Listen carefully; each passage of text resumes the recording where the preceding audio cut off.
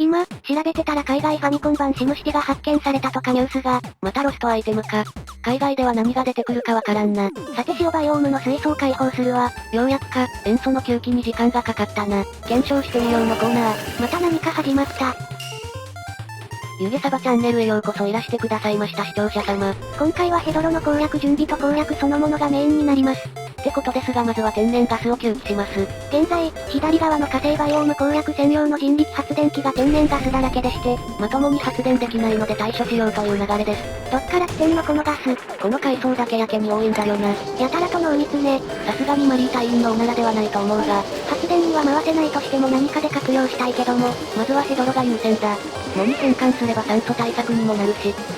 こんな感じにデザインしてみました。当コロニー全体に漂うとりあえず感がすごいぞ。そりゃあ長期間維持できないわけですよ。まったくだ。しかしこれで吸気してもらえれば人力発電も保護できるわね。根本原因を断ってないから対処療法だけどな。こういうところでも視聴回数に差が出ている気がするわ。それは大いにあり得ると思う。下層部へのアプローチと二酸化炭素の落とし込み用にしたい掘削してもらいます。まだ埋もれているオキシライトも活用したいし、ちょうどいいな。水は当分放置かしらね。適当に成形して電気分解すりゃ良いだろう。そうね。そしてこのヘドロはどうすっかな。ヘドロだの塩素だの対応がきつすぎる。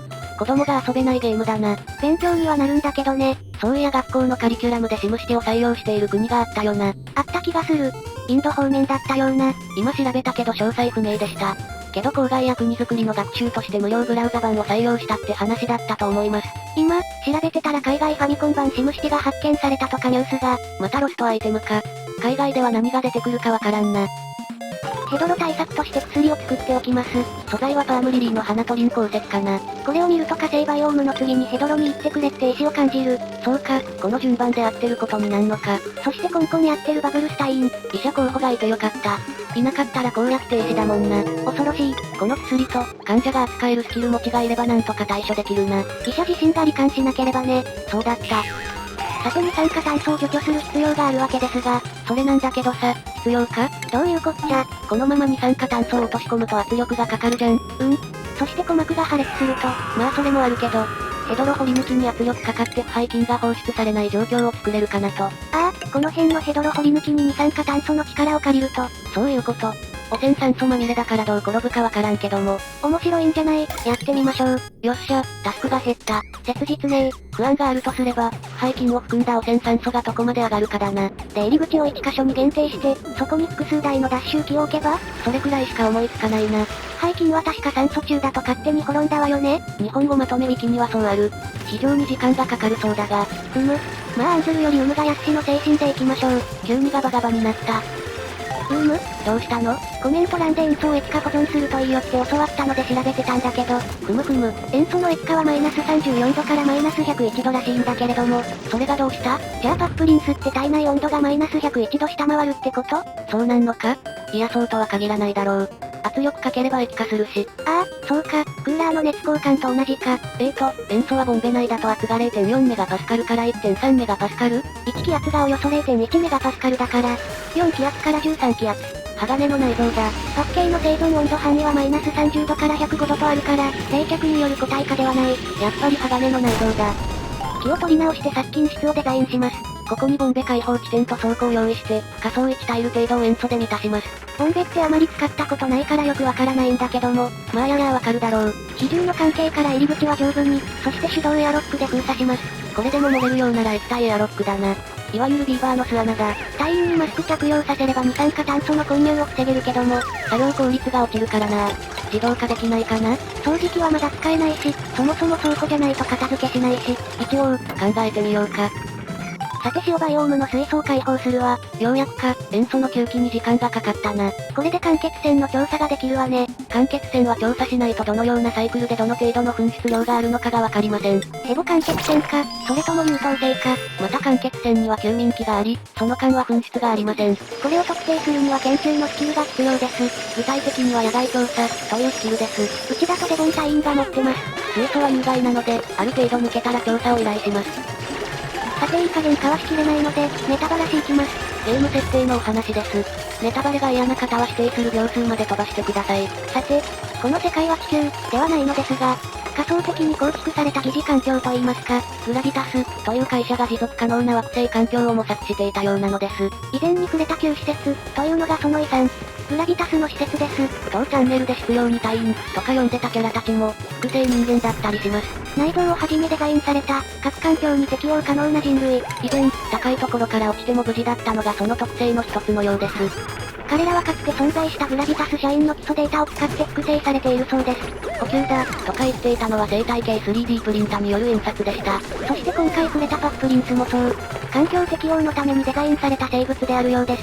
複製人間たちが使用する便利機械もグラビタスの商品なのでしょう。グラビタスが何をしようとしていたのか、それらの謎は旧施設を調査してログを獲得することで明らかになっていきます。当チャンネルでもタイミングを見計らってログを公開、考察したいと思います。以上、ネタバラシでした。ヘドロの攻略が始まってました。どういうこっちゃ。以前に頼んでたんだけど、誰もやってくれなかったんだよ。作業が渋滞を起こしてたか。解消されて手がついた感じね。それは良いんだけど、ヘドロの回収と倉庫への格納を逐一指示しなきゃなんだよ。これ面倒なのよね。何か方法ないのかね。倉庫の片付けを外して全てにすれば良いんじゃないかね。一つ一つ手でプチプチやってるとちまちましてて嫌になんのよね。濃厚な消毒シーンからお届け。ベロリンってされてる。キャブのセンスについてけねえ。しかし右のヘドロよりも先にこっちに手がつくとはね。どっちもやらなきゃだからまあ良いけどね。よく知らないのですが、追加 DLC のスペースドアウトだと紫外線殺菌が可能なのでヘドロが余裕らしいです。ことはこっちには紫外線は来ないわけだね。でしょうね。まあモッドでやってくれる人はいそうだけども、探してみたけどおらんかったわ。楽しようとしてる。スカヘドロって翻訳元だとスライムなんだな。なんか意外な気がする。普通にヘドロだと思ってたわ。ヘドロって概念がないんじゃないかね。そうなのかも。ドロヘドロとか翻訳に苦労してそうね。はい、今週のやらかしのコーナー。なんか始まった。寝ぼけてるのか知らないですが塩素ボンベ化しようとして水素タンクに繋いでしまってます。しばしフリーズしております。まあ水素も使わなくはないですが。ご丁寧に機体遮断機までつけててくさ。湯気サバ主の明日はどっちだ。呼吸ですけど。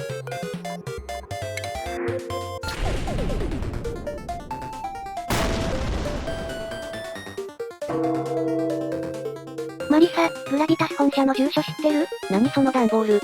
なんでヘドロとか詰め込んで郵送の準備してんの？いやちょっと抑えきれない衝動で、本社に期待できないことが分かった。ふざけてるとしか思えん。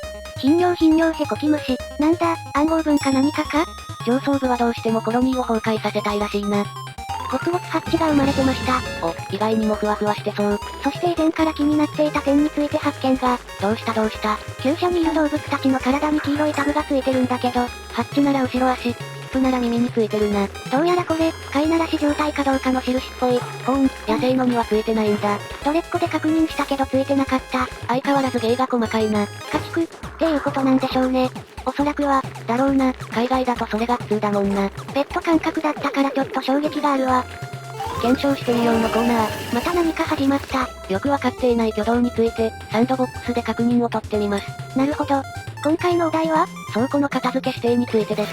格納庫、いわゆる倉庫には指定した資源のみが格納されます。この際に、片付けのみというチェックボックスがあるのですが、これが思ってる内容で合ってるのかってことね。そう。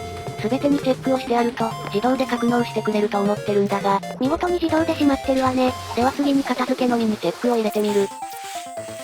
片付けを指定したもののみ、と、これで素材は放り出されたままになる。オキシライトを指定して、掘ってみる。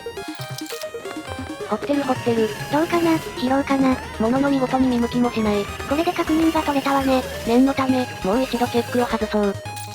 これで勝手に拾ってくれれば想定内ね。そうなるはずなんだが。拾ってるわね。これでヘドロの格納が楽になる。だけども、実は倉庫の優先度についてがよくわかっていません。倉庫自体の優先度を上げても格納優先度が上がってるのかわからないという。本編の倉庫で挙動を確認しよう。次回の課題だな。オッケー。じゃあ閉めますか。頼むわ。はいよ。ご視聴いただき、誠にありがとうございました。